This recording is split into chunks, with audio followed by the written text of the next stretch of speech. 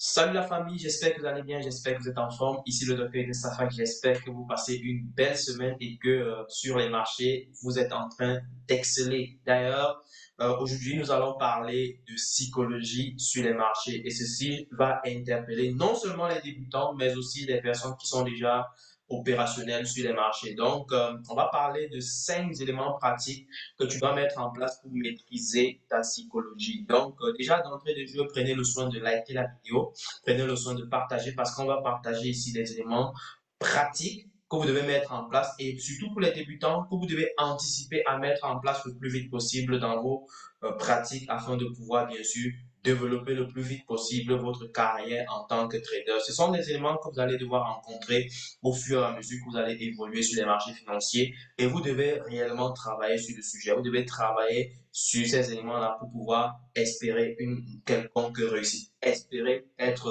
rentable. Oui, je vous le dis clairement, c'est crucial. Si vous ne le faites pas, malheureusement, vous ne pouvez compter sur rien. Je dis, même si on vous donne une stratégie de trading qui performe à 90% de chance, vous ne réussissez, vous n'allez pas réussir malgré cette stratégie-là. Ça, je peux vous le dire déjà d'entrée de jeu. Et de quoi il s'agit? Il s'agit bien entendu de la psychologie.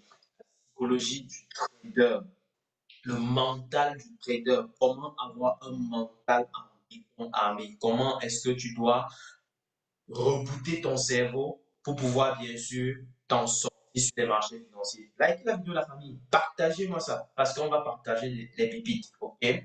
Donc déjà, s'il faut aller dans le vif du sujet, je dirais tout simplement, on va aller sur 5 éléments clés que vous allez devoir travailler et je vais revenir sur ces éléments, sur ces vidéos-là, sur ce type de vidéo aussi au fur et à mesure qu'on va évoluer au cours des prochaines semaines. Donc, restez bien scotchés parce que moi, je dis toujours, s'il fallait classer les éléments les plus importants par ordre d'importance sur le trading, de 1, on va mettre d'abord la psychologie du trader.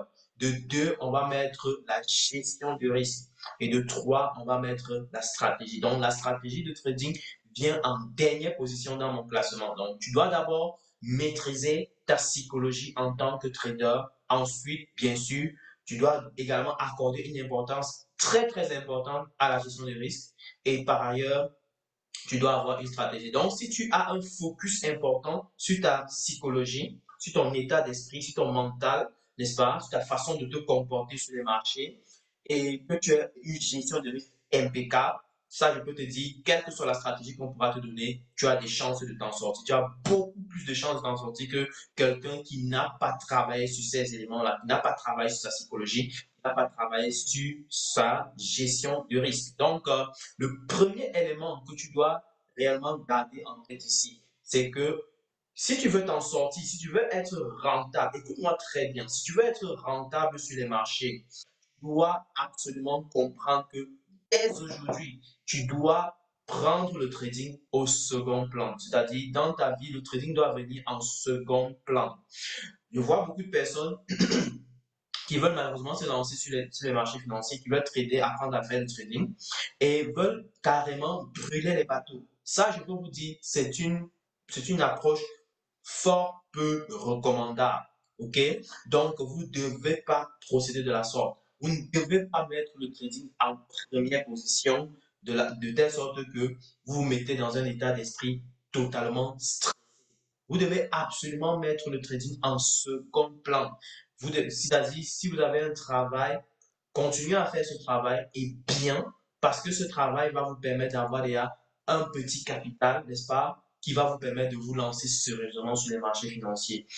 Et vous ne devez pas vous mettre en état de stress, parce que j'ai l'habitude de dire ici, si vous mettez le trading en première position, vous dites que non, c'est le trading qui va me permettre de générer de l'argent, qui va me permettre de payer mes factures, qui va me permettre euh, de gérer des situations à la maison, des situations qui demandent de l'argent à la maison au quotidien. Sachez que vous êtes en train de vous mettre dans un état d'esprit extrêmement stressé. Et je peux vous dire, je peux déjà vous dire, surtout au nouveau, les personnes qui expérimentent déjà les marchés financiers le savent, les marchés financiers détestent le stress. Si tu es un trader et tu es stressé, tu vas perdre de l'argent. C'est automatique.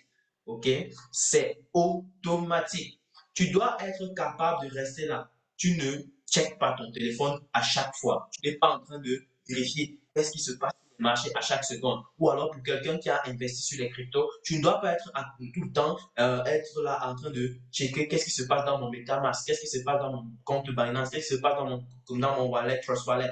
Donc du coup, vous devez apprendre à vous calmer et à laisser le marché réagir. Et en tant que trader, tu as pris des trades sur le marché, tu dois être capable de te calmer et laisser le marché évoluer, laisser le marché s'exprimer. OK? Donc, ne sois pas là tout le temps à vouloir vérifier qu'est-ce qui se passe, est-ce que ça a évolué à chaque seconde. Non, tu n'as pas besoin. Surtout quand tu es en swing trading. Pour un scalper, on peut comprendre, oui, il doit être focus sur ses graphiques, oui, mais pour quelqu'un qui est en mode swing trading et même en day trading, besoin de ça. Tu n'as pas besoin. Du moment où tu as fixé un stop loss, tu as fixé un take profit, tu dois être capable d'accepter cela, d'accepter le risque qui va avec, ok, qui va avec. Tu dois être capable de le faire. Ça, c'est très, très important. Donc, le problème, c'est que beaucoup de personnes, sachant qu'ils mettent le trading en premier plan, surtout les débutants, il y en a, par exemple, qui démarrent, ils disent que, ils se posent déjà la question, est-ce que d'ici 6 mois, je vais commencer à gagner 3 000 $ par mois, comme ça pourrait remplacer mon salaire, ainsi de suite, ainsi de suite. Donc, il y a beaucoup de personnes qui se posent ce genre de questions. Mais je peux vous dire, dès le moment où tu te poses ce genre de questions, tu es en train de vouloir mettre tu es en train de vouloir te mettre une pression incommensurable sur les marchés financiers. Et si tu as cet état d'esprit, même si tu n'extériorises pas cela, ça va se manifester dans ton comportement sur les marchés. Parce que tu vas être focus argent, tu ne vas pas être focus performance. Alors qu'au départ, tu dois être focus sur la maîtrise de ta performance, sur la maîtrise de tes stratégies, sur la maîtrise de ton état d'esprit, sur la maîtrise de qui tu es. Donc, tu dois vraiment éviter de tomber sur ce genre de piège où tu es tout le temps en train de mettre le trading en premier plan parce que tu crois que le trading va rapidement remplacer ton salaire et commencer à t'aider à payer tes factures et peut-être à réaliser tes projets. Tu dois le mettre en second plan et donc du coup le laisser évoluer, laisser le temps à ton trading évoluer, à ton activité. C'est comme un business que tu as mis en place et qui va prendre le temps de décoller. À un moment donné, quand ça va décoller, ce sera parfait. Mais tu te donnes la patience nécessaire. Et justement, le second point dont on va parler, c'est justement la patience. Et justement, je vais te poser la question de savoir, est-ce que ton environnement te permet de pouvoir être patient?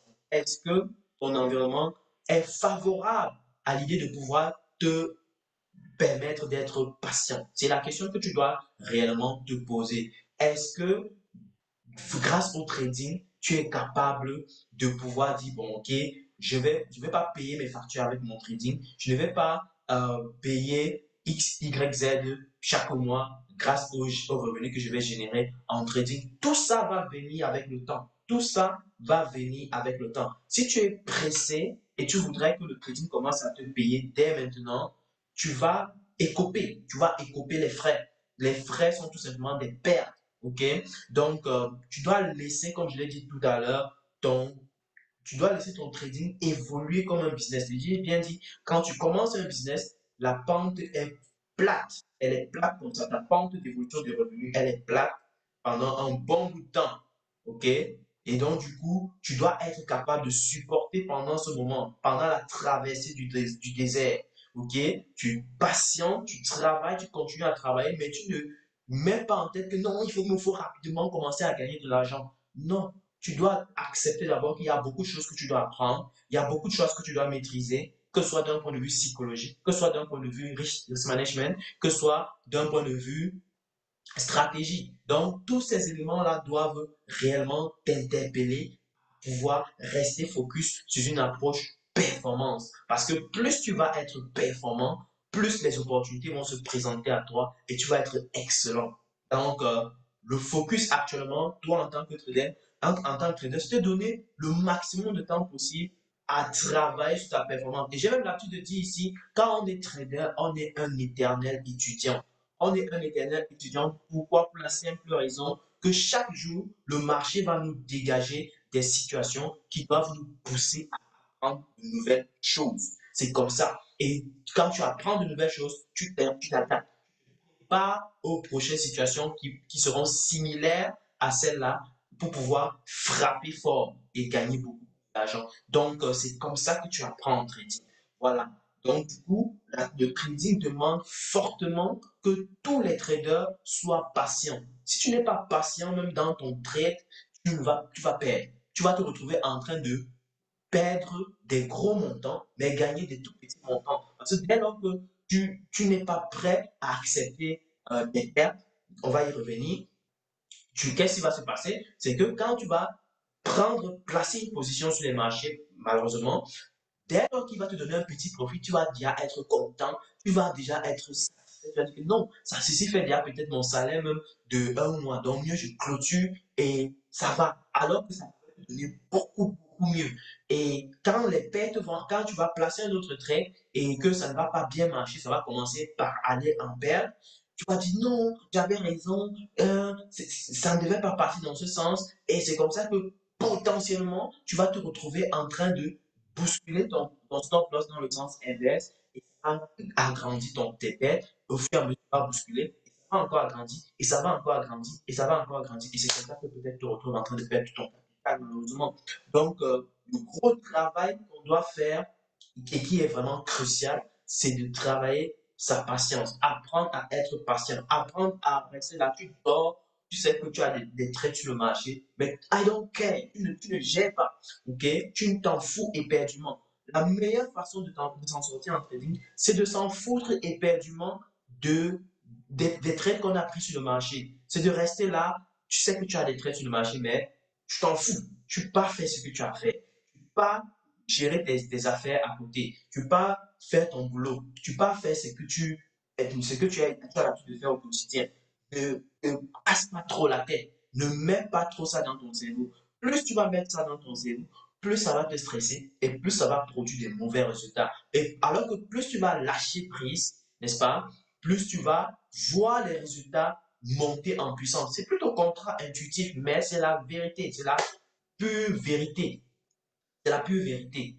Alors, donc, apprenons à être extrêmement patient. Je dis bien extrêmement patient. Ça va vous sauver massivement de la situation. Donc, là, le lâcher prise en trading va vous aider à apprendre à accepter des pertes et à apprendre à accepter des gros gains aussi. OK?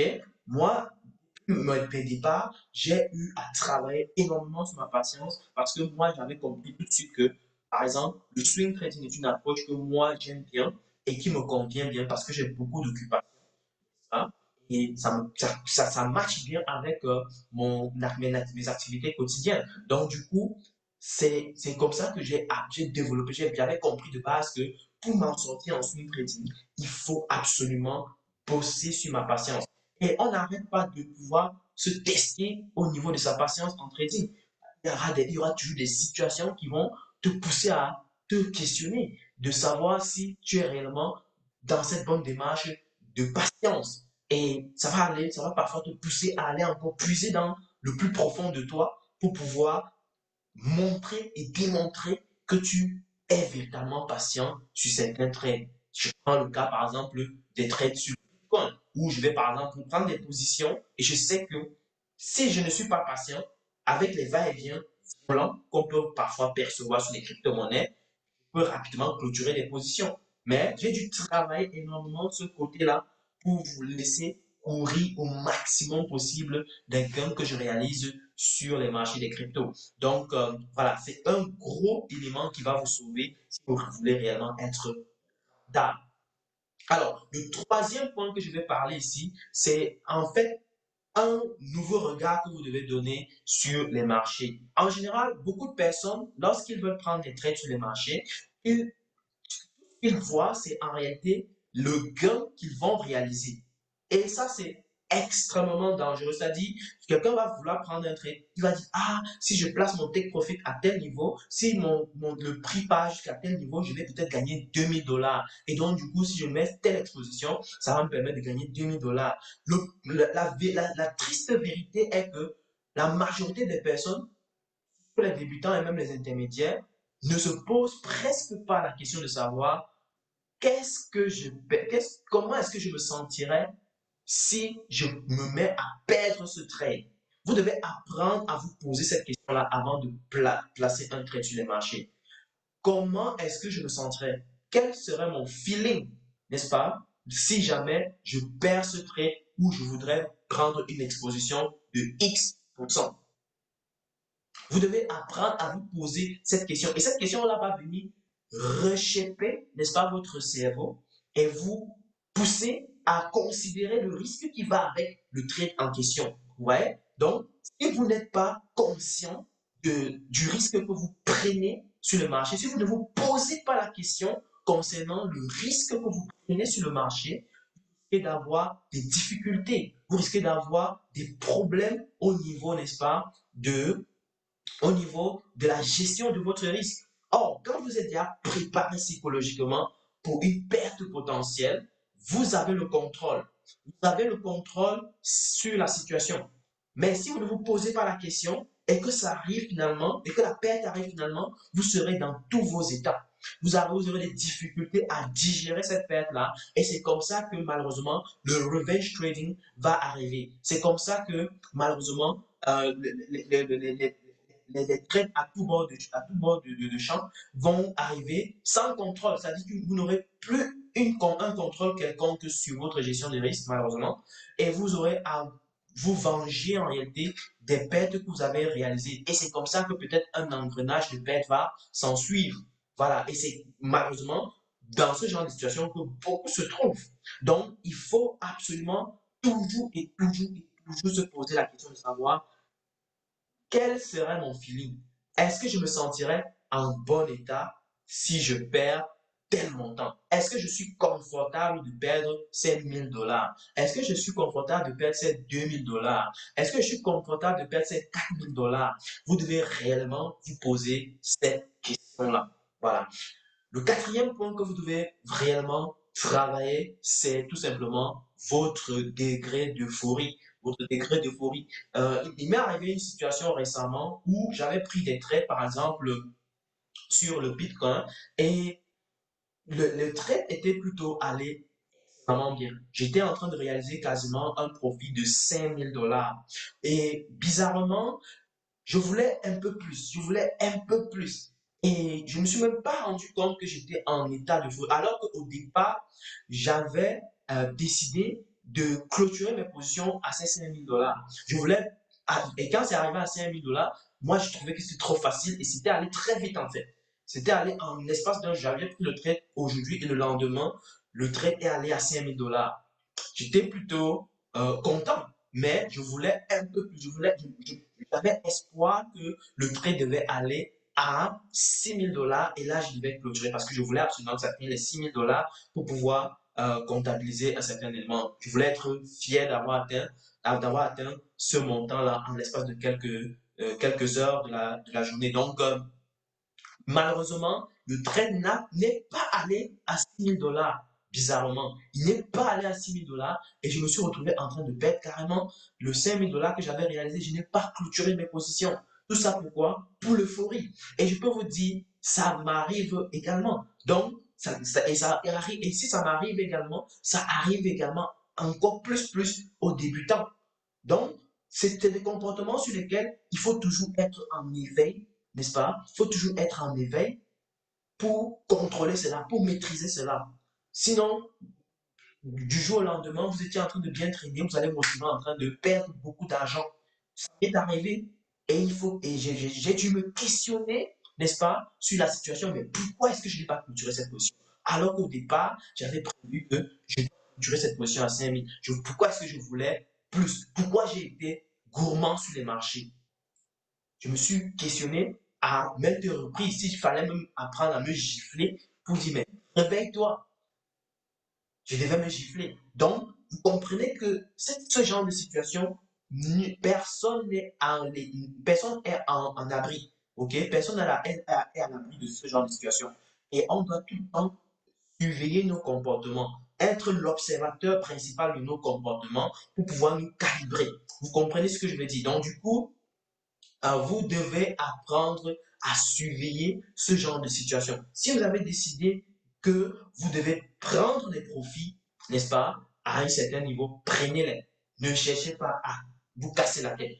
si vous avez décidé de prendre des profits dès lors que le prix atteint un niveau, prenez. Ne discutez pas. Et je peux vous dire, ça c'est malheureusement beaucoup. De telles situations arrivent à maintes reprises sur les personnes qui sont sur les cryptos. Beaucoup de personnes qui vont dire, ah, j'attends que ça va faire x10, j'attends que ça va toucher les 1 $, ça va tuer 1 0 sur les cryptos et tu vas pouvoir gagner beaucoup d'argent.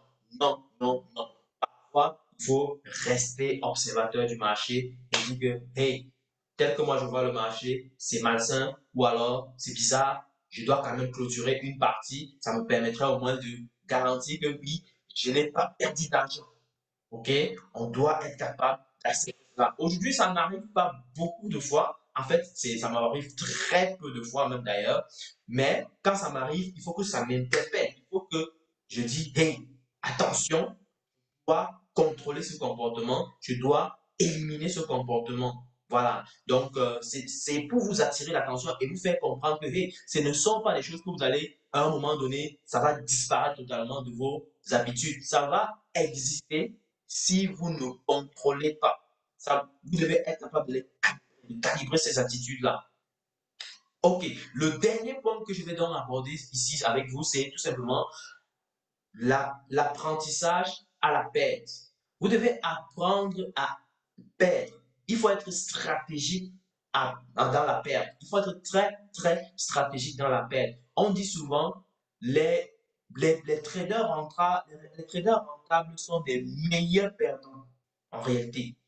On dit souvent, les traders rentables sont en réalité des meilleurs perdants. Parce que nous tous en trading, nous subissons des pertes. Hein? Nous subissons des pertes. Mais ceux-là, ces personnes-là, qui vont en réalité être rentables sur les marchés, vont être extrêmement stratégiques sur la question de la perte. S'il s'agit de clôturer une certaine position, avoir un état d'esprit beaucoup plus rafraîchi et de pouvoir attaquer le marché en ayant peut-être un drawdown qui me permet peut-être de pouvoir prendre avantage du marché. Pourquoi ne pas le faire? Est-ce que ça ne va pas me permettre de pouvoir prendre avantage du marché et d'éviter de me retrouver dans des situations parfois délicates qui vont peut-être me pousser à perdre finalement peut-être un compte de challenge ou alors un compte de trading mais réel ou peu importe, n'est-ce pas? Donc, vous devez apprendre à travailler stratégie de perte. Je dis bien travailler stratégie de perte. Vous devez aller au-delà de votre réflexion commune. Think out of the, on dit souvent, think out of the box. Think out of the box. Donc, tu dois être capable d'avoir des réflexions qui sortent au-delà de la masse. OK?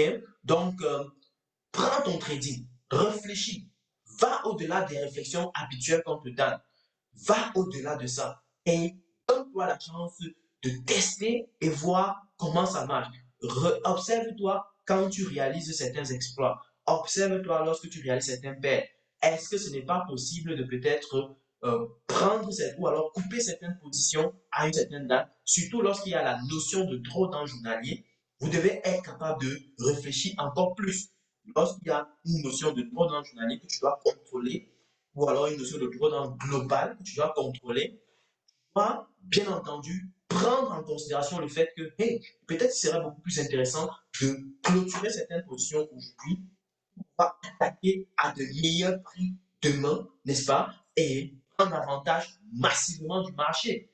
Moi, ça m'arrive tout le temps de pouvoir clôturer des positions comme ça et dire, mais ça ne sert plus à rien d'être dans cette position-là et de reprendre les positions plutôt le lendemain à de super bons prix, sachant que j'ai de très fortes probabilités que en prenant à ces prix, ça va remonter très vite, ça va me couvrir d'avoir la perte que j'ai réalisée à la journée précédente et ça va me permettre de commencer à gagner de l'argent très rapidement. Donc, vous comprenez qu'ici, c'est la stratégie. C'est clairement la stratégie. Voilà, je vais m'arrêter là aujourd'hui pour cette vidéo. On va certainement parler de plus de sujets comme ça.